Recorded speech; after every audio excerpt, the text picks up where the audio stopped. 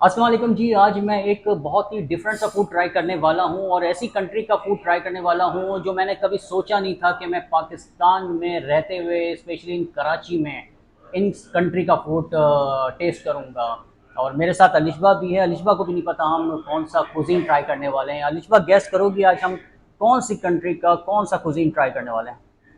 maybe Italian, no Italian. तो Japanese, Japanese भी नहीं है। Chinese, नहीं, चाइनीज़ तो बहुत कॉमन है। समझ बस। गई। क्या? रशियन पसंद है ना? रशियन। नहीं नहीं नहीं, हम रशियन फूड भी नहीं ट्राई करने वाले आज। अलिजवा तो उसको गैस नहीं कर सकी। अगर आपको सही जवाब पता है तो वीडियो को लाइक करें, शेयर करें और कमेंट्स में बताएं। और सही आंसर देने वाले के लिए एक है सरप्राइज के। हाँ अलिजवा, आप तुम भी जाके कमेंट्स में जवाब देखना, शायद तुमको इनाम जीत जाओ। ये ना, आप थोड़ा पहले मेरे पुराने पैसे वापस।